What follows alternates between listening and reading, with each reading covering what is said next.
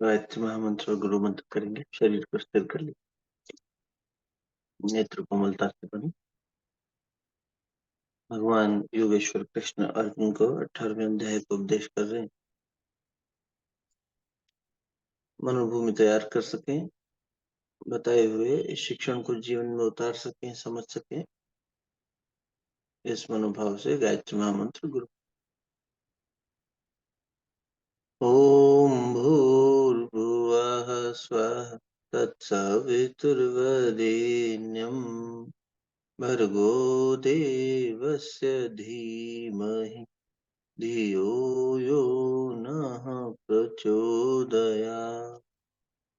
ओम गुरुर्ब्रह्मा गुरुर्विष्णु गुरुरेव महेश्वरः गुरु साक्षात् परब्रह्म तस्मै श्री गुरुवे नमः।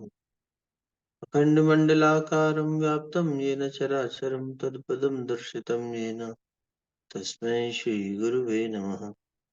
मातृवत् लालयित्री च पितृवत् मार्गदर्शिका नमोऽस्तु गुरुसत्तायै श्रद्धा प्रज्ञायुता च या श्रद्धा प्रज्ञायुता च या।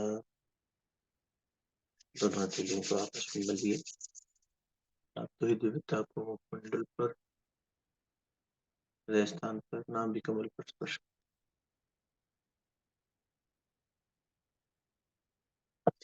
बहुत बहुत प्रणाम, बहुत बहुत साधुवाद। हम लोग देख रहे थे कि भगवान अर्जुन को 18वें अध्याय में अब भक्ति की तरफ, भक्तों के लक्षण की तरफ ले जा रहे हैं। ज्ञानी की बात करते हुए उन्होंने कहा कि जिसके अंदर ये सारे लक्षण आ गए वो उस प्रसन्न, वो ब्रह्मभूत बन जाता है और ब्रह्म रूप होकर प्रसन्नता में स्थित हो जाता है, उस आनंद में स्थित हो जाता है। ये फल है एक तरह से। अर्जुन ने डायरेक्ट क्वेश्चन तो नहीं पूछा है, पर भगवान ने एक, अगर वो पूछे कि भाई क्या फल है भगवान इसका, तो बोले ये सब होने से ब्रह्म रूप हो जाएगा और प्रसन्न मन वाला होके मुझे में समा जाए।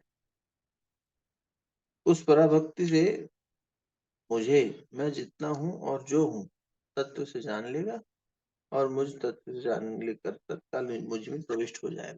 54 और 55 में भगवान ने इसकी फलश्रुति बता दी। अब भगवान ये समझ गए कि यहाँ से अर्जुन को आगे भक्ति का योग, भक्ति योग का ये हम पढ़ चुके हैं, फिर से एक बार देख लेते हैं। 56वां श्लोक। भगवान ने कहा, मत व्यापाश्रय सदा सर्व कर्माणि कुर्वाण। मेरा आश्रय लेने वाला भक्त सदा सब कर्म करता हुआ भी मत प्रसादात शाश्वतम अव्ययम पदम अवाप्नोति। मेरी कृपा से शाश्वत अविनाशी पद को प्राप्त हो जाता। देखो एक बात जरूरी है यहाँ समझने, जीव को ये बात समझनी चाहिए कि भगवान का आश्रय लेने के बाद में भी ये भगवान की कृपा का विषय है। मेरी कृपा से शाश्वत अविनाशी पद मिलना भगवान की कृपा से मिलेगा। भगवान का अनन्य आश्रय लेकर भगवान की शरण में जीव जाए, पर क्या हम जा पाते हैं क्या? सोचो इतनी ऊंची शर्त है, इससे हम कितना दूर हैं। हम तो छोटी से आसक्ति को, छोटे से इंद्रिय संयम को भी नहीं निभा पाते, छोटी सी आसक्ति को नहीं छोड़ पाते। भोजन की आसक्ति हो जाए, कुछ और हो जाए, कुछ भी हो, हमारा मन उसमें आसक्त, उसकी तरफ आकर्षित होकर उसका दास बन जाता है। बड़े बड़े भक्त अपने नाम के आगे दास लगाते हैं। हम किस चीज के दास? हम तो संसार के दास बने बैठे। हम कहाँ भगवान के दास बन पा रहे? हमारी परिवार में आसक्ति, धन में आसक्ति, बुद्धि में आसक्ति, तो जीव छोड़ता नहीं। नहीं तो अभी तो इतनी लंबी यात्रा करके इस स्थिति में पहुंचने के बाद भी भगवान जब कृपा करेंगे, मत प्रसादात शाश्वतम अव्ययम पदम अवाप्नोति, उनकी कृपा से वो प्राप्त होगा। अब भगवान, यहाँ तक हमने बात कर ली थी, अब भगवान ये बताएं कि आगे के श्लोक में कि अर्जुन के लिए विशेष रूप से आज्ञा क्या है। तो कह रहे हैं चेतसा सर्व कर्माणि मयि सन्न्यस्य मत्परः।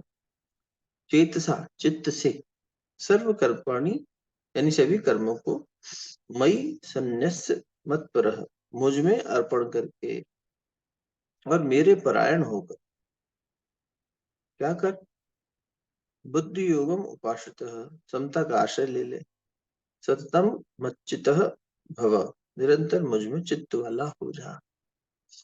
अभी निरंतर मुझ में चित्त वाला हो जा, और ये निरंतर भगवान में चित्त वाला होने का सूत्र क्या है? पहले बुद्धि समता में है, बुद्धि को ज्ञान से शुद्ध करो, प्रज्ञा में स्थित बदलो, फिर उसमें स्थित हो जाओ तो स्थित प्रज्ञ हो जाएंगे, तब समता आएगी। और समता के अलावा भगवान ने कह दिया चित्त से संपूर्ण कर्म मुझ में अर्पण कर।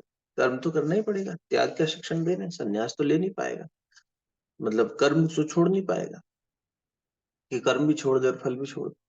तो तू त्याग का रास्ता अपना, तो त्याग के रास्ते में सारा बुद्धि को परिमार्जित कर ले, समता में स्थापित हो जा, और उसके बाद मुझी में सब काम कर्म करता हुआ फल मुझ में समर्पित करता जा, यानी त्याग का रास्ता, कर्मयोग का रास्ता, और भगवान के परायण हो जाओ। तब जो है, ये आज्ञा है भक्त के लिए भगवान की। भक्त मतलब जो भगवान में जुड़ा रहना चाहता है, भले ही वो युद्ध कर रहा हो, भले ही वो कर्म में उसे युद्ध लड़ना पड़ रहा हो, तब जाकर भगवान कह रहे हैं कहीं तुम्हारी गति होगी बेटा, और वो भी कृपा से। तो अब देख लो, संयम के दिन तो वैसे हर दिन ही करना चाहिए, पर फिर भी पूजन वगैरह के समय पे ना दैवीय शक्तियां जब ज्यादा होती हैं तो होना सहज हो जाता है। तो कल से फिर शुरू हो जाएगा मामला, अमावस्या आ जाएगी पितृपक्ष की, और उसके बाद में परसों से संयम अगर कर सके तो 9 दिन के संयम में भी व्यक्ति कुछ ना कुछ प्राप्त कर लेता है। पर उसमें भी देखना हमारा मन कितना विचलित होता है, क्या होता है। हम्म? वो उसके स्वाध्याय में बात करेंगे उस पर। तो अब भगवान ने आज्ञा दी है, ये अर्जुन को ऑर्डर दिया है, ये सब करके चित्त मेरे अंदर लगा दे। और अब उसी को भगवान ने अगले 2 श्लोकों में उसकी और उसको दृढ़ता प्रदान करने के लिए आगे बात को दोबारा कहा है। तो क्या कहा कि मच्चित मत प्रसादात सर्व दुर्गानि तरिष्यसि, अथ चेत तुम अहंकारात न श्रोयसी विनक्ष्यसि। मच्चित, मुझ में चित्त वाला होकर तू, क्या मुझ में चित्त लगा ले, पहले कहा था, तो मुझ में चित्त वाला हो जा, और उसके बाद मेरी कृपा से, फिर कहा मत प्रसादात, मेरी कृपा से संपूर्ण विघ्नों को तर जाएगा। और यदि तू अहंकार के कारण मेरी बात नहीं सुनेगा, तेरा पतन होगा। देखो, यहाँ आकर फिर से देखो, अगर तूने यहाँ आकर भी फिर अहंकार ले आया तो तेरा पतन होगा, और नहीं तो फिर। अब भगवान को ऐसा कोई श्राप दे रहे हैं क्या? कोई कोई भगवान ने ऐसा कह दिया कि एक तो इतनी मेहनत करके अर्जुन जो है, वहां तक पहले कहा मेरे में समा जा, सब चित्त मुझ में लगा ले, और फिर कह रहे हैं कि अगर तूने ऐसा नहीं किया तो तेरा पतन हो जाएगा। बहुत बार लोग सोचते हैं कि खुद की बुद्धि ऐसे काम करती है ना, तुम हमारी बात नहीं मानोगे तो तुम्हारा अनिष्ट हो जाएगा। तो भगवान हमारा अनिष्ट करने के लिए बैठा है, भगवान हमारे को नीचे गिराने के लिए बैठा है, भगवान हमसे बदला लेते हैं, भगवान के कैसा न्याय है, ऐसा व्यक्ति सोचने लगता है। नहीं, ये पतन किस वजह से हो जाएगा? निश्चित रूप से भाई, पतन किसे कह रहे हैं? जहां पर हम तन की ओर गिरते चले जाएं, मतलब फिर इस शरीर से अहंकार आया, मतलब शरीर का बोध हुआ ना। अहंकार अगर आ गया तो तू पतन को प्राप्त होगा। अहंकार मतलब ये तन, इस शरीर को जब हम मैं मान बैठते हैं तभी अहंकार हुआ, और फिर उससे मेरा सब कुछ, मैं अंकुर, या ये मैं शरीर, और इससे फिर सब कुछ मेरा। तो भगवान कह रहे हैं कि वहां पतन शब्द बना ही तन से है, तन और पतन। जब व्यक्ति का चिंतन तन की ओर चला जाए, शरीर की ओर चला जाए, देह की ओर चला जाए, मैं देहधारी, तो फिर तुम इस देह तो प्रकृति ने दी है, प्रकृति की दी हुई चीज में पड़ गए, इसका मतलब प्रकृति के अधीन हो गए, तो पतन हो गया। फिर ब्रह्म चैतन्य से हटके, पुरुष से हटके प्रकृति के अधीन हो गए।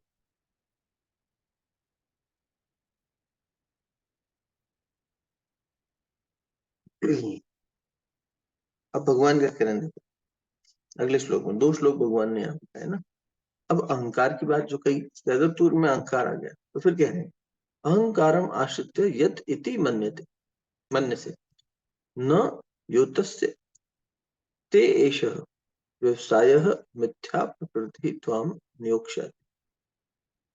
अहंकारम आश्रित्य, अहंकार का आश्रय लेकर, यत इति मन्य से, जो अहंकार का आश्रय लेकर जो ऐसा मान रहा है कि मैं युद्ध नहीं करूंगा, यानी तू ऐसा मान रहा है कि मैं युद्ध नहीं करूंगा, ये तू अहंकार का आश्रय लेके कह रहा है, क्योंकि शरीर भाव में चला गया। फिर वही बात आ गई, अहंकार का आश्रय लेना मतलब शरीर भाव में चला गया। शरीर भाव में जाते फिर ये मेरा मेरा मेरा करने लग गया कि ये मेरे दादा हैं, मेरे गुरु, ये मेरे प्रियजन है। अहंकार का आश्रय लेकर तू जो ऐसा मान रहा है कि मैं युद्ध नहीं करूंगा, तेरा यह निश्चय मिथ्या है, क्योंकि तेरी छात्र प्रकृति यानी क्षत्रिय प्रकृति तुझे युद्ध में लगा देगी। अब ये देखो, एक यहाँ भी रहस्य खुल रहा है। भगवान कह रहे हैं अहंकार का आश्रय लेकर ही तू युद्ध भी करता है, और अहंकार का आश्रय लेकर ही तू युद्ध से विड्रॉ भी कर रहा है। भाई उसी से मैं युद्ध करने जा रहा हूँ, और फिर मैं युद्ध कैसे कर सकता हूँ, दोनों स्थितियां उसमें से ही पैदा हो रही ना। तो वहां अहंकार के आश्रय लेकर तू जो ये निर्णय अगर ले रहा है कि मैं युद्ध नहीं करूंगा, तो ये मान ले कि निश्चित झूठी बात है, क्योंकि तेरी मूल प्रकृति क्या है, बचपन से तूने क्या किया है, किस, यही तेरा धर्म हो गया। तो धर्म क्या हो गया, जिस कार्य को आप जीवन पर्यंत करते रहेंगे वो सुधर्म हो जाएगा ना। अगर सेवा कार्य कोई जीवन पर्यंत कर रहा है तो उसकी मूल प्रकृति सेवा वाली भाव की हो ही जाए। तो क्षत्रिय है, तेरी छात्र प्रकृति है, तो वो तुझे लगा ही देगी, उत्तेजित करके, उत्साहित करके, उकसा के तेरे को युद्ध में लगा देगी। नियोक्ष्यति, तू उससे बच नहीं पाएगा। तू सोचे कहीं के मैं तो युद्ध नहीं करूंगा और इसमें मेरा स्थिर हो जाएगा मन। तेरी जो ये जो मूल प्रवृत्ति है वो क्षत्रिय की है अर्जुन, और वो मुझे निश्चित रूप से कर्म करा देगी। व्यक्ति की मूल प्रकृति, पीछे भी हम आपसे निवेदन कर चुके हैं, संतजन कहते हैं कि यदि आपकी मूल प्रकृति में ही नहीं बदलाव आएगा, मूल प्रकृति में, जैसे उसको सरल भाषा में कहा गया ना कि बंदर की पूंछ जो है, बंदर कितना भी बूढ़ा हो जाए वो कुलाची मारना नहीं भूलता। यानी उसके अंदर उसकी वृत्ति उछल कूद मचाने की बुढ़ापे तक भी रह रही है, उससे स्थिरता नहीं आ रही। तो भगवान यहाँ स्पष्ट कह रहे हैं, अगर तू ऐसी गलतफहमी में है तो मैं अभी विड्रॉ कर लूं, याद रख तू अहंकार की शरण में जाएगा, और अहंकार की शरण में पतन होगा। और वहां क्या होगा, वहां तुम्हारी मूल प्रकृति तो छात्र ही है, युद्ध तो तुझसे ऐसे ही करा लेगा। मेरे कहने से थोड़ी तू युद्ध करेगा, तेरी प्रकृति तुझसे युद्ध करा लेगी, तुझसे भी नहीं रह जाएगा। थोड़ी देर बाद फिर मन डिविएट होकर युद्ध करने को तैयार भी हो जाएगा। जब देखेगा अपने भाइयों पे अत्याचार होगा या युद्ध होगा, चोट लगेगी, तो तू भी युद्ध करने के लिए खड़ा हो जाएगा। तब तेरा जो ये भी वैराग्य का ज्ञान था शुरू में, वो सब चला जाएगा। फिर तू कहेगा मुझे युद्ध करना है। अहंकारी व्यक्ति क्या है, हम लोग जब अहंकार की शरण में जाते हैं तो कभी अपना कर्म करना चाहते हैं, कभी नहीं करना चाहते, कभी खूब मेहनत करना चाहते हैं, कभी बिल्कुल आलस्य में पड़ जाते हैं, कभी लगता है ये भी कर डालें वो भी कर डालें, और कभी सब छोड़कर बैठ जाते हैं। ऐसा होता है। तो भगवान वही समझा रहे हैं कि जब तुम प्रकृति की यानी अहंकार की शरण में जाओगे, मैं की शरण में जाओगे, तो पतन को प्राप्त होगे, क्योंकि वहां तो ये डिविएशन, ये फ्लक्चुएशंस बार बार है ही। कभी त्याग करने का मन कर रहा है, कभी वैराग्य उठ रहा है, कभी भोग में लगे हुए हैं, वही व्यक्ति बार बार फ्लक्चुएट हो रहा है। वातावरण ही इतना ज्यादा हो गया है, और सब फिर हमारी मूल प्रकृति, तो दोनों को मिला के तो एकदम पतन हो जाता है। तो इसलिए भगवान कह रहे हैं कि तो अच्छी बात तो ये है कि चित्त पूरी तरह से मुझ में लगा और अनन्य आश्चर्य हो जाए, कर्म फल की इच्छा छोड़ते हुए, बुद्धि को स्थिर बनाते हुए समता में स्थित हो जाओ। पहले तो बुद्धि को निर्बल बना के, और फिर समता में स्थित हो गए, कर्म फल भगवान को दे दिया, स्वयं को भगवान को समर्पित कर दिया। अब भगवान में अपनी कृपा से, अब भगवान यहाँ कृपा करने को तैयार होंगे। तो कृपा भी किस पे हुई सोचो। माना कि सब काम कृपा से होता है, लेकिन एक लिमिट तक का पुरुषार्थ तो जीव को करना है। वो पुरुषार्थ ये है ये पुरुषार्थ करने भी उनकी कृपा से ही हो पाएगा, लेकिन तब भी करेगा तो जैसे एक छोटा बालक है, वो पुरुषार्थ तो अपना करता ही है, चलने फिरने की कोशिश, बोलने की कोशिश, शुरू में कुछ तो शब्द का उच्चारण करना वो कोशिश करेगा, तो माँ पिता भी बोलेगा तो उसके बाद की सारी वोकेबलरी माँ पिता सिखा देंगे, लेकिन पहला अक्षर तो बोलेगा, पहला कदम तो चलेगा। और फिर अगला कदम भी वही चल रहा है, वास्तव में देखा जाए तो सारी मेहनत तो छोटा नन्हा बालक कर रहा है, लेकिन ये माँ पिता की कृपा के बिना वो कर नहीं सकता। और अगर वो करने लगेगा तो माँ पिता की कृपा और बरसती चली जाएगी। वैसे ही हमारा परमपिता परमेश्वर हमसे ये कह रहा है कि तू पहले इतना तो कर, लेकिन हम थोड़ा भी नहीं करते। जब हम थोड़ा थोड़ा करने लगेंगे तो भगवान कहने लगेंगे, कृपा करवाने लगेंगे। ऐसा नहीं है कि जब हम पूरी तरह से निर्मल हो गए, पूरी तरह से पवित्र हो गए, पूरी तरह से स्थित प्रज्ञ हो गए, तब भगवान हमें कहेंगे अच्छा अब मैं तुझ पे कृपा करता हूँ, चल मैं तेरे को ब्रह्म आनंद प्राप्ति कराता हूँ। नहीं, साथ साथ ही कराने लग जाएंगे। जब आप सेवा करते हो, साधना करते हो, संयम करते हो, तो आनंद की प्राप्ति स्वतः ही थोड़ा थोड़ी होने लग जाती है। जितनी जितनी मात्रा में हम ये अपनी स्पिरिचुअल वेल्थ बढ़ाते जाते हैं, उतनी मात्रा में, उसी अनुपात में हम उसको एंजॉय करने लगते हैं। तो भगवान ने बहुत स्पष्ट बात कह दी है कि पहले तुम्हें इतना करना पड़ेगा, इतनी तरफ में चलना पड़ेगा। भाई कुछ नहीं तो दो चीजें तो याद रख लें। बुद्धि को तो हम स्थित प्रज्ञ होने के लिए प्रज्ञा का जागरण, प्रज्ञा का जागरण क्या हुआ, गायत्री, प्रज्ञा का जागरण गायत्री। गुरुदेव का सारा कलेवर जो उन्होंने तैयार किया कार्य का, युग निर्माण योजना का, दो ही आधार बनाए। बोले बेटा ये दो पिलर्स हैं, इसके ऊपर हमने भवन खड़ा किया है। क्या पिलर है गुरु जी? बोले गायत्री और यज्ञ। मतलब बेटा सच्चिंतन, राइटियस थिंकिंग और राइटियस एक्शन, यज्ञ। तो गायत्री और यज्ञ ये दो जीवन में उतार लो। इसका गुरु भगवान अभी क्या कह रहे हैं, चिंतन को, निर्मल बुद्धि को सही करके समता में स्थित हो जाए और कर्म फल का त्याग करके मुझ पे अर्पित करता है, फिर देख मैं कृपा करता हूँ। ये दो काम कर लो। यज्ञ क्या है, हम परहित के लिए कार्य करते रहे और हमारा हमें उसमें मुझे मिल जाए, मुझे मिल जाए ये अपेक्षा ना हो, अपने आप होने लग जाएगी चीजें। पर हमें लगता है कि नहीं ये तो मूर्खता है, ऐसे थोड़ी काम चलता है। पहले अपना घर, अपना बैंक बैलेंस, अपना नाम यश, अपना ये कर लो सुरक्षित, फिर दूसरे की बात सोचो। ये हम सोचते हम ऐसा कोई व्यवस्था नहीं बना पा रहे जीवन में कि हम जहाँ हैं वहां से प्रगति तो करें। जैसे गुरुदेव ने इसीलिए ये मॉडल्स बनाए कि बेटा समय दान करो थोड़ा सा समाज के लिए।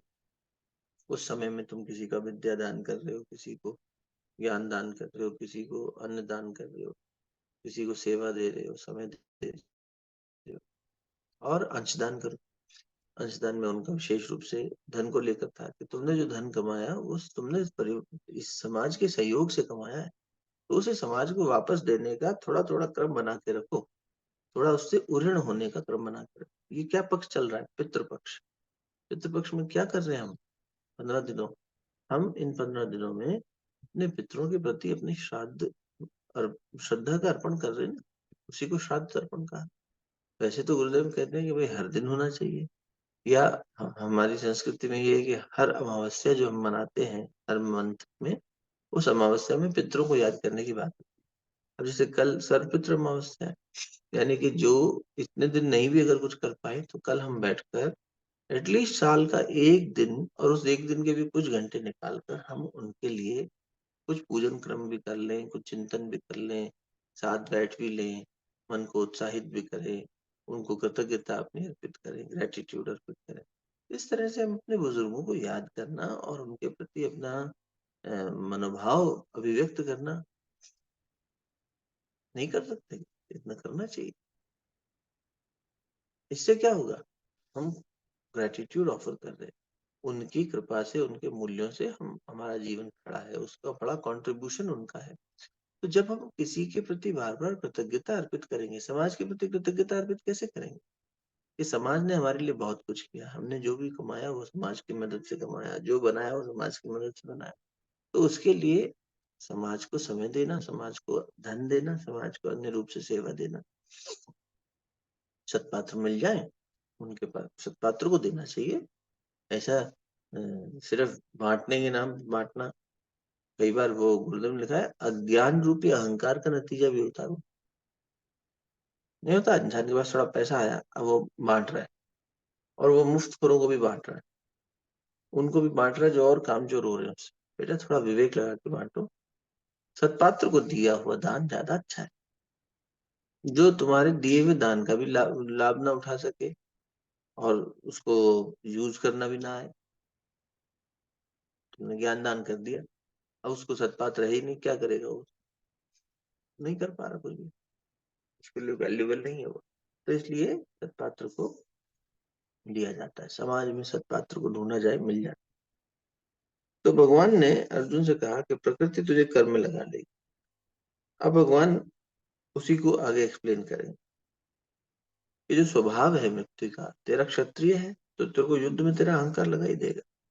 अब प्रेम वाली बात करें समझाने के लिए, इसलिए कुंती पुत्र के रूप में संबोधन हो रहा है कि हे कौन्तेय, कौन्तेय स्वेन स्वभावजेन कर्मणा निबद्धः मोहात् यत् न कर्तुम् इच्छसि तत् अपि अवश्यः करिष्यसि।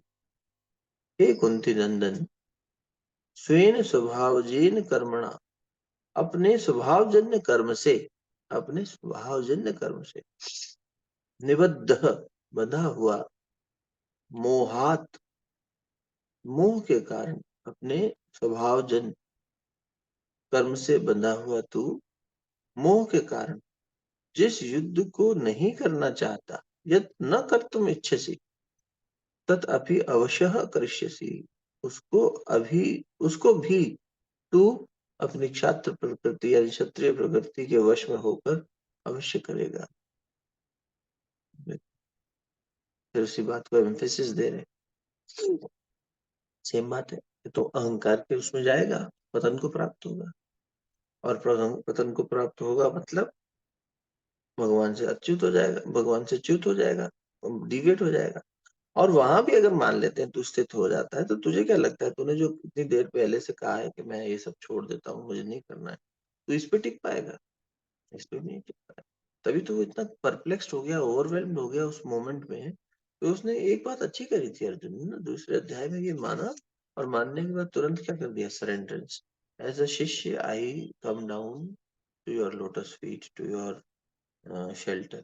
आप मुझे जो है स्वीकारिए और मुझे बताइए कि मैं इस विकट परिस्थिति में क्या करूं। जब अर्जुन ने ये बात कही थी कि मैं शिष्य भाव से आपकी शरण में आ रहा हूं, आप मुझे स्वीकार करें और मेरे इस द्वंद से मुझे बाहर निकालें, तब भगवान ने गीता जी शुरू करी है। उससे पहले भगवान नहीं बोले। 2/10 में ये घोषणा अर्जुन ने जब करी, तब 11वें श्लोक से गीता जी शुरू होती है, 2/11 से, मतलब भगवान का गीत, भगवान का संवाद। उससे पहले तो सम अध्याय में भूमिका बन रही है, पूर्व भूमिका बन रही है, संजय धृतराष्ट्र का संवाद है, पूरी टीम्स की व्यवस्था है, एक प्रीफेस तैयार हो रहा है। जैसे नाटक जब पर्दा उठता है, उससे पहले ही कोई अनाउंसमेंट करने लग जाता है ना, थिएटर आपने देखा हो कभी, तो पर्दा हटने से पहले ही एक सूत्रधार होता है, वो जब कभी मंच पे आके और कभी मंच से पीछे रहते हुए आवाज के माध्यम से पूरा परिप्रेक्ष्य खड़ा करता है, और फिर पर्दा उठता है, मंच पे कलाकार आके अभिनय करते हैं। तो भगवान का अभिनय शुरू हो रहा है 2/11 से, भगवान की वाणी 2/11। और वहां भगवान ने अर्जुन को पहले कठोर तरीके से और फिर उसके बाद सौम्य तरीके से प्रेम भाव में समझाया। और ये भी हमने देखा था ना, अर्जुन के गीता जी के फर्स्ट 6 चैप्टर्स में भगवान ने उसे आत्मा का बोध कराया। आत्मा, व्हाट इज सोल। इसलिए वहां सारी बातें उस आत्मा को लेकर। फिर अगले 6 में क्या है, याद है? थोड़ा विवेक, इतना पढ़ते चले जा रहे हो, ये विवेचन भी किया था अपन ने, याद है? अगले अगले में भगवान ने ये कहा था, मैं कौन, मैं भगवान कौन है, परमात्मा कौन है। हाँ, पहले में ये सोल का यानी जीवात्मा का बताया, फिर अगले में परमात्मा का स्वरूप बता दिया, और अंतिम 6 में क्या बता रहे हैं? अपन एक दिन गुरु तत्व, सत्ता, हाँ जी, गुरु सत्ता का तत्व। हाँ, और एक दिन हमने तत्वमसी के रूप में व्याख्या देखी थी गीता जी की। हाँ। तो तत्वमसी में सबसे पहले भगवान ने तुम यानी कि तुम कौन हो ये बताया। फिर तत् क्या है, तत् यानी वो तत्व क्या है, परमात्मा, उसकी व्याख्या करी।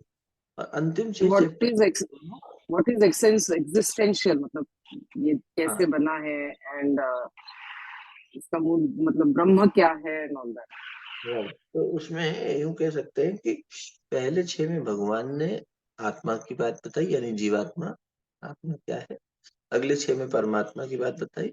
और लास्ट के 6 चैप्टर्स में उसकी शरण में जाने की बात बार बार आ रही है। ये अनन्य आश्रय, भगवान की शरण, ये सब बातें जो है भगवान ने अंतिम 6 अध्याय में बार बार रिपीटेटिव लिखा है। ये कर ले, मेरी शरण में आ जा, कृपा प्राप्त कर ले। यानी तत्वमसी तू वही है, ये पहले से बोध करा रहे हैं। और फिर उसके बाद ये सूत्र देते हुए कि तू वही है, अब उसको स्वीकार कर, नहीं तो बार बार उसको फिर उसका अदर साइड भी दिखा रहे हैं, दूसरा पर्सपेक्टिव भी दिखा रहे हैं कि ईश्वर जो है वो, उसकी शरण में अगर तू नहीं जाएगा और अहंकार की शरण में जाएगा, और यहाँ शरण जाने का मतलब धर्म या कर्म का परित्याग करना नहीं है। तुम जो कर रहे हो वो करते हुए ईश्वर की शरण में चलो। बस बार बार यही है कि भाई इसको छोड़े बिना, क्योंकि अगर तुम निवेश नहीं जाते हो भगवान की शरण में, तब भी तुम वही कर्म करते हुए जाओगे, तुम्हारा अहंकार तुमसे वो काम करा ही लेगा। तुम सोचोगे नहीं ये हम छोड़ दें, ये तुम छोड़ नहीं पाओगे, ये छोड़ के किसी दूसरे स्वरूप में पकड़ लोगे। नहीं, आदमी, आप देखो बड़ा सरल उदाहरण इससे समझ लो इस बात को, जो भी भगवान कह रहे हैं कि आश्रम जीवन स्वीकारा जब हमने, तो हम जिस भोग वृत्ति से संसार में थे, जिस अहंकार वृत्ति से संसार में थे, संसार में मतलब बैंगलोर में जॉब कर रहे थे, पर अपना पैसा कमाना, यश कमाना, कीर्ति कमाना, एक एम्बिशियस यंग पर्सन की तरह, या वैवाहिक जीवन में और घूमना फिरना, ये सब। तो एक वो तुम्हारा अहंकार तुमसे वो काम करवा ही रहा था, वो सब चीजें तो अपनी तरफ चली रही थी। उसके बाद गुरुदेव जीवन में आ गए और हमने उनकी ही कृपा से ये कदम उठा लिया। अब वहां आश्रम में रह के, जब आश्रम का जीवन बिल्कुल बाहर से कलेवर बिल्कुल बदला हो, लेकिन भीतर से अगर कलेवर में परिवर्तन नहीं आया और अनन्य आश्रय यानी उन्हीं के आश्रय होकर जीवन नहीं जिया, तो क्या होगा फिर, अपना अहंकार तो हमसे वही वृत्तियां वापस करवा ही लेगा ना, भोग तो करा ही लेगा। तो तुम अनन्य आश्रय का मतलब यही है, जो आप कर रहे हैं उस कार्य को जब भगवान को अर्पित करके समता के भाव में स्थित होकर करने लगते हैं, तो करना तो आपको वो है ही अभी भी, लेकिन अब आप उसके रिजल्ट की चिंता भी नहीं कर रहे हो। प्लस आप उसको भगवान को अर्पित होकर करने के साथ साथ समता के भाव से कर रहे हो। ये दो चीजें कर ली, यानी आपका कर्म और आपकी बुद्धि शुद्ध कर दी आपने। तो आप अब अपने मूल स्वधर्म को भी अपना के फॉलो करते रहो, त्याग हो गया ना ये। कर्म भी छोड़ दोगे संन्यास हो जाएगा, लेकिन कर्म तो अभी नहीं छोड़ पा रहे हो, तो ठीक है, जब तक कर रहे हो तब तक इस तरह से कर लो, with a pure intent and integrity of conduct. हाँ भाई अच्छे से करा, और उसके not with desire having a result for vested interest, छोड़ दिया। अब कोई अगर आश्रम में भी ये न करे, मतलब आश्रम जीवन जीने का अपना डिसिप्लिन है, उसके लिए अपने कार्य करने पड़ते हैं, वहाँ अपने अहंकार को गलाना वहां भी पड़ता है, तालमेल बिठाना वहां भी पड़ता है, अनुशासन फॉलो वहां भी करना पड़ेगा। ये सब करने में अगर कोई विफल रहे, तो फिर तो वो अपने मूल अहंकार में ही है, वो उसका पता नहीं कहलाया जाएगा। फिर वो थोड़ी ना सिर्फ वहां रह रहा है इसलिए उसका उत्थान हो ही गया, वो अनन्य आश्रम में थोड़ी गया, भगवान के चिंतन में थोड़ी लगा रहा था। वहां रह के भी वो चिंतन अपने यश, अपनी कीर्तन, अपनी कीर्ति का करे तो, अपने भोग का करे तो होता ही है उसमें। तो भगवान कह रहे वो तो तेरे से बाहर रहेगा तो भी ऐसे पटकवा लेगा, मतलब तू उसकी शरण में मत जा, बार बार मेरी शरण में आ। अब अगले श्लोक में 61 में भगवान क्या कह रहे हैं, अर्जुन, ईश्वर सर्वभूतानां, हे अर्जुन, ईश्वर संपूर्ण प्राणियों के प्रदेश तिष्ठति, हृदय में रहता है, हृदय स्थान में ईश्वर। ठीक।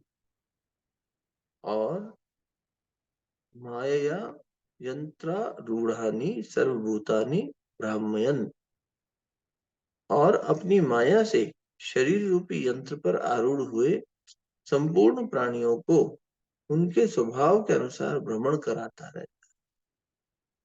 अब देखो, ईश्वर सर्वव्यापी है, सब जगह है, ईश्वर से ही ये सब सत्ता चल रही है। और यहाँ ईश्वर शब्द आया है, अगर हम एकदम लिटरल वेदांत शब्द के उससे पकड़े तो ये अनुशासन की बात हो रही है। ईश्वर एक अनुशासन है, ब्रह्म चैतन्य विराट, जिसका कोई स्वरूप नहीं है, फॉर्मलेस, जहाँ कोई भी किसी भी प्रकार से बस हलचल है, स्वयंभू है, वो स्वयं प्रकट है।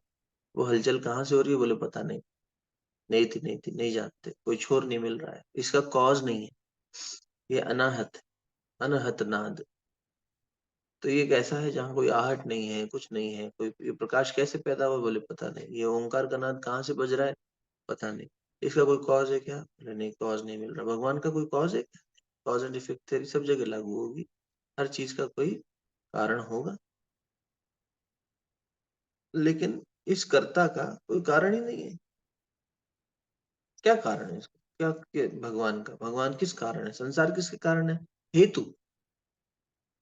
व्हाट इज द एक्सेस, कोई एक्सेस नहीं, वो मिल ही नहीं रही। तो वो ब्रह्म चैतन्य विराट, निराकार, त्रिगुणातीत, तीनों गुणों से परे, बस ब्रह्म चैतन्य, वही एक शब्द उसके लिए सही बैठता है हिंदी, क्योंकि अब हिंदी आती है तो हिंदी में समझ रहे हैं, संस्कृत यानी हिंदी, तो उसमें ब्रह्म चैतन्य, वो ब्रह्म है यानी कॉन्शियस है, और चैतन्य बस सुप्रीम कॉन्शियसनेस।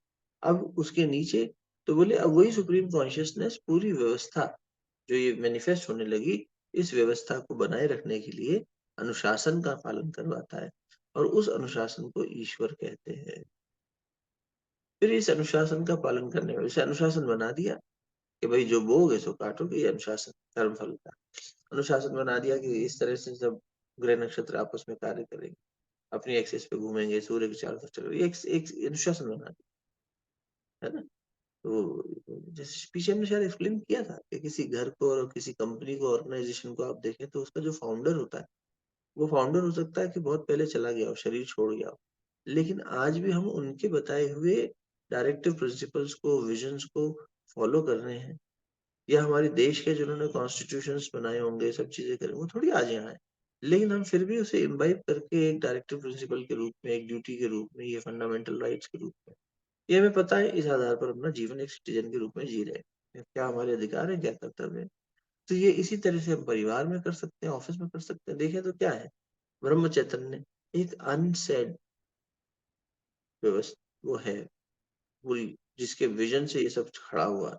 अब उसके बाद में वो दिखाई नहीं दे रहा, फाउंडर चला गया, वो तो किसी नए एम्प्लॉय को वो दिख रहा है क्या, या वो बहुत ऊंचा कहीं बैठा है, वो पकड़ में ही नहीं आ रहा, थोड़ी रोज जाके मिल रहे हैं रतन टाटा से कि आपकी क्या विजन थी, क्या था, नहीं। लेकिन वो एक उसमें पूरी ऑर्गेनाइजेशन में, पूरे ट्रस्ट में उनके बसा हुआ है। अब उसके बाद में ईश्वर, ईश्वर उस अनुशासन बनाने वाली सत्ता, तो उनके नीचे जो कुछ लोग होंगे वो उसका अनुशासन बना रहे हैं। और वो ईश्वर शब्द यहाँ भगवान ने यूज किया है। तो ये एक अनुशासन के रूप में अगर हम इस श्लोक को देखें तो क्या कह रहे हैं कि हे अर्जुन, ईश्वर संपूर्ण प्राणियों के हृदय में रहता है। अब ईश्वर, भगवान, मतलब यहाँ ईश्वर शब्द से ही चल रहे हैं हम, वो संपूर्ण प्राणियों के हृदय में रहता है, तो वो तो अनुशासन तो कण कण में है, हर जगह हर एटम में एक अनुशासन, एक डिसिप्लिन चल रहा है, तो वो बिल्कुल है। और अपनी माया से शरीर रूपी यंत्र पर आरूढ़ हुए संपूर्ण प्राणियों को उनके स्वभाव के अनुसार भ्रमण कराता रहता है। क्योंकि अगर हमने इसको ईश्वर को अनुशासन रूप में नहीं समझा ना, अगर हमने भगवान रूप में पकड़ लिया, तो मुझे लगता है कि ये श्लोक हमें फिर से परेशान करेगा। परेशान क्यों करेगा, ये कह रहे हैं कि भगवान जो है वो मनुष्य के, संपूर्ण प्राणियों के स्वभाव के अनुसार, सिर्फ मनुष्य ही नहीं, संपूर्ण प्राणियों, कोई पशु है तो उसका भी, संपूर्ण प्राणियों को उनके स्वभाव के अनुसार भ्रमण कराता रहता है। तो हमें तो फिर भगवान ने अपने काबू में कर रखा है, अपनी माया से आच्छादित करके काबू कर रखा है, और सब जगह भगवान हमें नचा रहा है। अरे भगवान तुम कैसे हो, तुमने हमें नचा रखा है, तुमने हमें बता रखा है।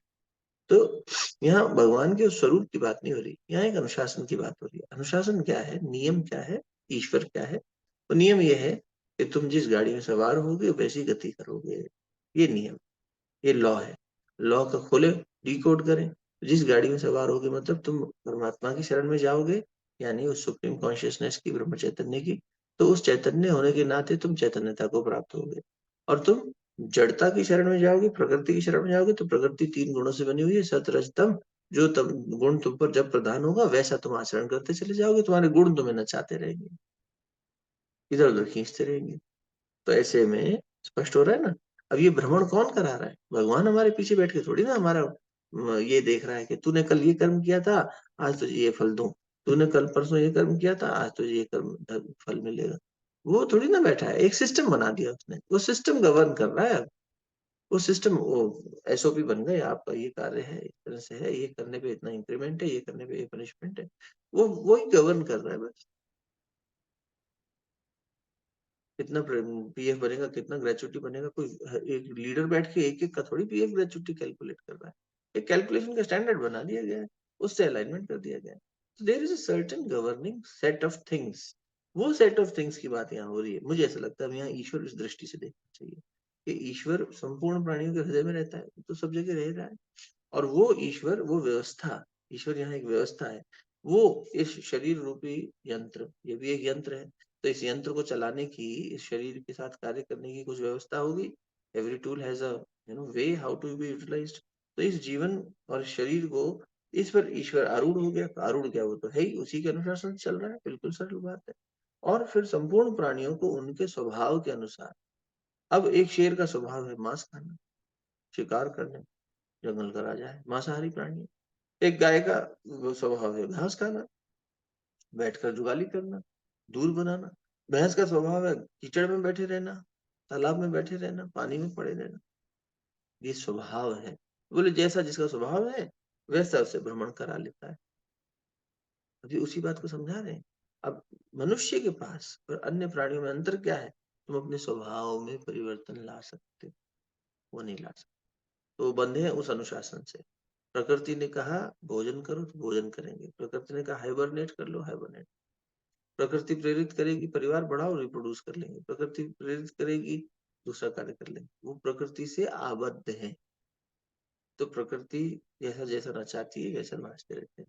मनुष्य प्रकृति को बदल सकता है, अपनी मूल प्रकृति को। मेरी प्रकृति तमोगुणी है, मैं उसको बदल के सत्वगुणी करने की पुरुषार्थ कर सकता हूँ। गुरु के साथ में मिलके, उनके बताए अनुशासन में चल के जीवन को परिवर्तित करके इस लायक बना सकता हूँ कि भगवत कृपा हो, भगवान की कृपा हो। तो ये भी भगवान की कृपा ही होती है कि तमोगुण से तुम तो गुण की ओर बढ़ लिए, है ना। तुलसीदास जी की विनय पत्रिका की बात शायद पीछे भी मैंने आपसे निवेदन किया था। उन्होंने कहा कि मानस जी में जो यात्राओं का वर्णन है, में बड़ा अच्छा ये विनय पत्रिका में लिखते हैं तुलसीदास जी कि देखो, पहले के समय में कहार डोली उठाते थे और उस डोली में, उस पालकी में राजा जी रानी जो भी वो यात्रा करते थे। तो यात्रा में किसी तरह की कोई परेशानी ना हो, इसलिए ऐसे रास्ते जहाँ पे बड़े बड़े रथ नहीं जा सकते, उन पगडंडियों में से होते हुए उस यात्रा का कष्ट भी ना हो और आप अपने गंतव्य पे भी पहुंच जाए। तो 4 कहार उठाते थे उस डोली को। जीवन रूपी, इस शरीर रूपी डोली की व्याख्या करते हुए तुलसीदास जी लिखते हैं कि तुम्हारा शरीर वो डोली है जिसमें जीवात्मा बैठी है। अब इसको चलाने वाले 4 नहीं, 3 कहार है। 3 कहार। 3 कहार कौन से? बोले 3 गुण। और मजेदार बात यह है, ये 3 गुण, अब मान लो कहार एक अपनी दिशा में खींचे, दूसरा अपनी दिशा में खींचे, तो कहीं पहुंचेगी क्या यात्रा? और इतना हिलते डुलते रहेंगे हम, कह रहे एक कार यहाँ खींच रहा है, एक कार यहाँ खींच रहा है। हमारी यात्रा कितनी एक्सीडेंटल होगी, कितनी ज्यादा परेशानी वाली होगी। तो बोले यही तो हो रहा है जीव के साथ। मनुष्य का जीवन उठाकर देखो, मनुष्य कर क्या रहा है? एक ऐसी डोली में बैठा है, शरीर रूपी डोली में, जो 3 गुणों के अधीन है, सत्वगुण, रजोगुण, तमोगुण। 4 नहीं, यहाँ 3 है, तो और ज्यादा उसकी एक तरह से कोई एक आगे, एक इधर, एक इधर। और दूसरी बात ये हो गई, तीनों गुण अपनी अपनी तरफ खींच रहे हैं। तो हमारा स्विंग वैसा ही हो रहा है, जिस तरफ कोई गुण खींच लेता है हम उस तरफ चल देते हैं। तम ने खींच लिया तो तमस में चले गए, रजो ने खींच लिया तो रजस में आ गए थोड़े समय के लिए, सतो ने खींच लिया थोड़ा सतोगुण की तरफ भी। तो व्यक्ति के जीवन में थोड़ा पूजा पाठ भी दिखाई दे रहा है, अहंकार भी दिखाई दे रहा है, आसक्ति भी दिखाई दे रही है, कहीं आलस्य भी दिखाई दे रहा है, निद्रा और प्रमाद भी दिखाई दे रहा है, कहीं बहुत एक्शन भी दिखाई दे रहा है। ये सुबह से रात तक में तीनों गुण ही तो नचा रहे हैं। परमात्मा इन तीनों गुणों से परे है। ईश्वर इन तीनों गुणों की व्यवस्था बनाने वाली सत्ता है। कौन सा गुण क्या फल देगा, इसलिए कह दिया जिस गुण से तुम चलोगे ईश्वर तुम्हारे गुण के अनुसार तुमसे वो काम तुम्हारे हृदय में आरूढ़ होकर करवा लेगा। मतलब ईश्वर तुमसे गलत नहीं करवा रहा, इसलिए मैंने कहा यहाँ ईश्वर को डिसिप्लिन की तरह समझो। तुम्हारी जो प्रकृति होगी वैसा रिजल्ट दे देगा। तुम बिजली की तार में हाथ डालोगे झटका दे देगा, अग्नि में हाथ लगाओगे जला देगा, पानी में हाथ डालोगे शीतलता दे देगा। वो कोई बदला नहीं ले रहा है, एक नियम है कि अग्नि जलाती है, जल शीतल करता है। तो उस तत्व में भी तो ईश्वर आरूढ़ है, और यहाँ भी ईश्वर आरूढ़ है। आरूढ़ होना मतलब ईश्वर के चला ही चल रहा है उस discipline. That discipline is there in all these things. तो दे विल इररिस्पेक्टिव ऑफ, कोई बहस करना चाहे करता रहे बैठ के, ये छोटा बच्चा है तो क्या प्रकृति ऐसा नहीं कर सकती कि छोटे बच्चे को अग्नि कम जलाए या न जलाए, ठंडा पानी कम ठंडा लगे। अरे वो ठंडा है, उसको इस बात से थोड़ी मतलब है कि तुम छोटे बच्चे का शरीर उसे स्पर्श कर रहा है कि बूढ़े व्यक्ति का कर रहा है। उसका अपना धर्म निभाना है, वो वैसा ही प्रतिफल देगा सभी को एक जैसा। उसमें तो एक रूपता है। अगर वो ये भेद करने बैठ जाए जब, तो हो गया काम चलेगी नहीं प्रकृति। वो नियम तो नियम है, नियम जैसे थोड़ी बदल जाएगा किसी के। समझ में आ रही बात? तो हे अर्जुन, ईश्वर संपूर्ण प्राणियों के हृदय में रहता है और अपनी माया से शरीर रूपी यंत्र पर आरूढ़ हुए संपूर्ण प्राणियों को उनके स्वभाव के अनुसार भ्रमण कराता है। अब तुम्हारा स्वभाव क्या है, उस आधार पर भ्रमण हो रहा है। और उपाय बताएंगे, बहुत इंपॉर्टेंट श्लोक आ गया 62वां। भगवान कह रहे हैं ये जो प्राणी परवशता है, यानी अब दूसरे के वश में रहना, किसके वश में रह रहा है प्राणी? यही जड़ता के वश में, प्रकृति के वश में।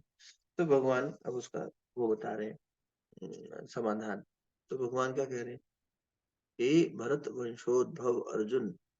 अब उसको बता रहे हैं, बड़ी बात है भाई, तू कहाँ, तू किस वंश का है, किसी को किसी के कुल का याद दिला दो, फिर वंश की याद दिला दो, तो उसे अपने शौर्य की बात समझ में आती। देख तो सही, तो किस, भरत वंश है, तू भरत वंश है। भारत, ये भी एक नाम का संबोधन है अर्जुन का, 16 नामों में एक नाम ये भी है, भारत। भारत शब्द का मतलब होता है प्रकाश की उपासना करने वाला, भारत। तो जो प्रकाश का उपासक है उसे हम भारत कहते हैं। अब क्योंकि संपूर्ण देश एक समय में इसी तरह प्रकाश की ओर यानी ज्ञान का उपासक हुआ करता था, तो देश का नाम भारत पड़ा। तो हे भरत वंशोद्भव अर्जुन, आप हम भी भारत हैं। अगर हम प्रकाश की ओर चले, हर वो व्यक्ति, हर वो समुदाय जो प्रकाश सद्ज्ञान इसकी शरण में जा रहा है या पहुंच चुका है, वो भारत है। ये ज्योग्राफी नहीं है भारत। भारत शब्द का संस्कृत में मतलब यही है, प्रकाश को धारण करने वाला। हे भरत वंशोद्भव अर्जुन, तो अब तू प्रकाश को धारण करने वाला है। अब देखो उपाय देना है ना, तो उसको बोध करा रहे, तू कौन है, प्रकाश धारण करने वाला परमात्मा सत्ता का अंश है। तू कहाँ खुद को छोटा सा एक मान के बैठा है योद्धा और ये सब, कि मैं ये पांडव हूँ, पांडु पुत्र हूँ। इस सब से ऊपर उठ के ये बात समझ, तू कौन है। इसलिए संबोधन इतना ऊंचा दिया उसने, हाईएस्ट उसका जो संबोधन हो सकता है, भारत। सुंदर संस्कृति है यार, देखो, सोच देखो आप कि क्या शब्द से देश का नाम पड़ा होगा। हे भरत वंशोद्भव अर्जुन, तू सर्वभावेन तम एव शरणम गच्छ। तू सब फिर वही ले आए, सर्वभाव से उस ईश्वर की ही शरण में चला जा। तत्प्रसादात पराम शांतिम शाश्वतम स्थानम प्राप्यसी। उसकी कृपा से तू परम शांति यानी संसार से उपरति हो और अविनाशी परम पद को प्राप्त हो जाए। वही बात पीछे चल रही है। फिर भगवान ये कह रहे हैं कि ईश्वर हृदय पे आरूढ़ होकर प्राणियों के जो उनका स्वभाव है उसके अनुसार उनको गति कराते हैं, गमन कराते हैं, सब जगह दौड़ाते रहते हैं। लेकिन अगर हम उस नियम के पीछे, उस ईश्वर तत्व के पीछे जो ब्रह्म चैतन्य है उसको पकड़ लें, तो फिर तू उस परम शांति को, परम पद को प्राप्त हो जाएगा उसकी कृपा से। देखो, एक संस्था भी जब चलती है, परिवार भी एक इंस्टीट्यूशन है, और जिस संस्था में हम कार्य कर रहे हैं, ऑर्गेनाइजेशन वो भी, तो वहां भी जो व्यक्ति उस नियम को समझ ले कि ये संस्था जिसमें मैं काम कर रहा हूँ, इसका आधार क्या है, सोच क्या है, और किस नियमों पे ये चल रही है, और उसका हम अनुपालन एक डिसिप्लिन से करें, तभी ना हम प्रमोट होंगे नेक्स्ट लेवल पे। हमारा प्रमोशन किसको मिलता है? भाई, ठीक है, एक बेसिक प्रमोशन सबको मिलेगा कि इतने टाइम में, जैसे हमें याद है हमारे पिताजी जब बैंक में थे, तो बैंक में नियम था कि क्लरिकल स्टाफ से ऑफिसर स्टाफ में, यानी स्केल 1 ऑफिसर, स्केल 2 ऑफिसर, ऐसे प्रमोट होने के लिए आपको एग्जामिनेशन देने के चांसेस मिलते हैं। और फिर उसमें भी चांसेस में ये था कि if you are not opting for that chance because that is your volunteer choice, तो after 5 year, after certain years that attempt will be nullified. अब आप प्रमोशन नहीं एक्सपेक्ट कर सकते। तो ऐसे आपको खुद तय कर लेना होगा अपने एम्प्लॉय होने के नाते कि आप खुद को अपग्रेड करना चाह रहे हो, नेक्स्ट स्केल में ले जाना चाह रहे हो कि नहीं। तो उस दृष्टि से नहीं बात कर रहे, जो करना चाह रहा है, क्योंकि अगर कोई करना नहीं चाह रहा है तो फिर तो उसका भी सिस्टम बना हुआ है, फिर आप उसी पे रिटायर हो गए प्राइवेट कंपनीज में भी। लेकिन जब कोई व्यक्ति बन रहा है, ऊपर बढ़ रहा है, तो उसका एक इंक्रीमेंटल सिस्टम बना हुआ है। भगवान हमें इंक्रीमेंटल सिस्टम की तरफ ले जा रहे हैं, तुझे इंक्रीमेंट करना है, तुझे बढ़ना है ऊपर, या ऐसे भटकते रहना है कि प्रकृति के वश में होके। अगर प्रकृति के वश में भटकेगा तो वही अशांति, वही सब परेशानियां जो अभी चल रही हैं वो चलती रहेंगी। जो जिस द्वारा गांडीव नहीं उठ रहा, तेरे से ये नहीं हो रहा, इसे तो तेरे कंफ्यूजन था, ऐसी स्थितियां फिर आ जाएंगी, कभी अहंकार में और कभी मोह में, तो अहंता ममता में फंसा रह जाएगा। और अगर तू इस संसार से उपरति कर ले, संसार से उपरति को ही शांति कहते, उपरति, संसार, संसार मतलब फिर वही त्रिगुण में जब बंधा हुआ संसार, इन तीनों गुणों से तू परे चला जाए और उपरति कर ले। उपरति, रति यानी अटैचमेंट, एक उसकी तरफ ओरिएंटेशन, इसमें मेरी रति है, मुझे ये पसंद है। भी हो सकता है अटैचमेंट कम हो लेकिन पसंद आ रहा है, और धीरे धीरे अटैचमेंट बढ़ता जा रहा है, ये रति। उपरति, उपरति मैंने अब उसको, उससे मन हटा लेना। तो भगवान कह रहे हैं जब संसार से उपरति हो जाती है तो उसी को शांति कह देते हैं। शांति क्या है? जब तुम्हारा मन इधर उधर नहीं भाग रहा, इससे रति है, तो फिर किसी और से द्वेष भी होगा, क्योंकि यहाँ राग आ रहा है वहां द्वेष आएगा। ये पसंद है तो कुछ नापसंद भी होगा, नई चॉइसेस बना ली। धीरे धीरे जब तू इससे हट जाएगा तो शांति अपने आप हो जाएगी।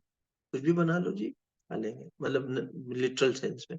कोई अगर सिर्फ क्वेश्चन को टालने के लिए, एक बड़ा अच्छा हमने रील देखा कल परसों, एक पत्नी ने बेसन से कढ़ाई में, बेसन के पकौड़े बनाते हैं ना, बेसन से कढ़ाई में ऐसे ऐसे, वो इंग्लिश में अल्फाबेट लिख दिए KUSHBHI, और थाली पे रख के कुछ भी और सॉस रख दी, बोले ले खा। पति को जाके दे दी, पति ने बोला तो कुछ भी बना लो, तो बोले ये कुछ भी लिख के ले आई। बनाते रहते लोग, कलाकारी करते। तो अब वैसा वाला कुछ भी नहीं, लेकिन जब तुम सहज हो जाते हो तो क्या कुछ भी, मतलब जो भी है जीवन में, सुख है, दुख है, कष्ट है, हाँ, तुम उसको एक अभिनय की तरह लेते हो, जो आ रहा है कुछ ठीक है। क्या रोल चाहिए तुम्हें नाटक में, कुछ भी दे दो साहब, जो भी रोल लोगे अच्छा करने की कोशिश करेंगे, बस ठीक, लग जाओ काम। तो इसी तरह से जीवन जीने लग जाता है व्यक्ति, फिर तो शांत हो जाता है मन। अब हमारी अपेक्षा नहीं है ना कि हम ये डिजर्व करते हैं, हमारा ये डिजायर है, हमारा ऐसा, अ, वो सब नहीं। तो जब इस तरह से कोई वॉलंटियरशिप में कार्य करता है, वो फिर क्या होता है दिखता है। तो जो केयर टेकर्स हैं, संस्था की दृष्टि से फिर बात करें तो वो उस केयर टेकर्स जो है, अगर वो सही होने चाहिए, तो भगवान इस मामले में तो सही है, उनका तो नंबर टिक हो गया, तो उसमें तो कोई दिक्कत नहीं। तो केयर टेकर क्या करता है, अपनी कृपा से फिर उस सिस्टम में कृपा होगी कि देख रहे हैं कि ये एम्प्लॉय बहुत अच्छा कर रहा है, इसको डायरेक्टर बनाना चाहिए, इसको CEO बनाना चाहिए, इसको CFO बनाना चाहिए, जो हाईएस्ट पोजिशन है, जहां से बहुत इंपॉर्टेंट डिसीजन लिए जाने हैं, वहां पर वैसे व्यक्ति का चयन करके उसको लाया जाता है। देखा जाता है कि उसने क्या अनुभव लिया है, क्या क्या किया है, कितना अच्छे उसने किया है, और कितना ऑर्गेनाइजेशन के पक्ष में किया है। तो यहाँ ऑर्गेनाइजेशन का मालिक कौन है, इस पूरी ऑर्गेनाइजेशन का भगवान।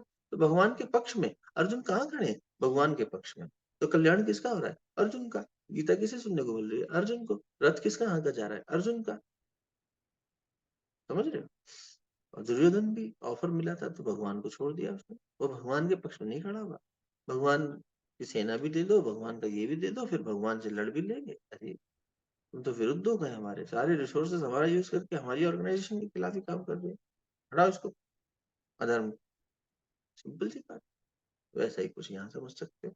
आप उसको अपने एक ऑर्गेनाइजेशनल पर्सपेक्टिव से भी देख सकते हो, पारिवारिक पर्सपेक्टिव से भी देख सकते हो। वहां भी कृपा किस पे होती है? परिवार में भी जब माँ बाप या कोई किसी के ऊपर कृपा करता है तो कब करता है? तभी करे।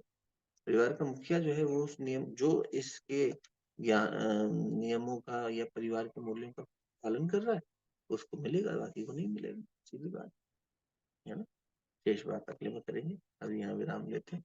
सुबह का क्रम ये 45 से 50 मिनट का ही रह पाएगा, 7 बजे फिर कक्षा होती है, इस वजह से शांति पाठ करते हैं। शेष बात कल शनिवार है, कल कर लेंगे थोड़ी सी आगे। और उसके बाद में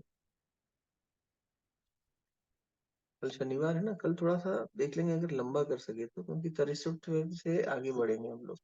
तो अगर कल समापन भगवान ने करा दिया और फिर परसों से नवरात्र के सत्संग शुरू हो जाएंगे। ठीक है। शांति पाठ। शरीर स्थिर, नेत्र कोमलता से। ओम देव शांति अंतरिक्ष गं शांति पृथ्वी शांतिरापः शांतिरौषधयः शांति वनस्पतयः शान्तिर्विश्वे देवाः शान्तिर्ब्रह्म शान्तिः सर्वगं शान्तिः शान्तिरेव शान्तिः सामा शान्तिरेधि। ओम शान्तिः शान्तिः शान्तिः सर्वारिष्टसु शान्तिर्भवतु। ओम नमोऽस्तु अनन्ताय सहस्रमूर्तये सहस्रपादाक्षशिरोरुभावे सहस्रनाम्ने पुरुषाय शाश्वते सहस्रकोटियुगधारिणे नमः। दोनों हथेलियों को आपस में मलिए। प्राप्त हुई दिव्यता को, सत्संग की ऊर्जा को, गीता जी की आशीर्वाद को मुखमंडल पर, हृदय स्थान पर और नाभि कमल पर स्पर्श। बहुत बहुत साधुवाद, बहुत बहुत धन्यवाद।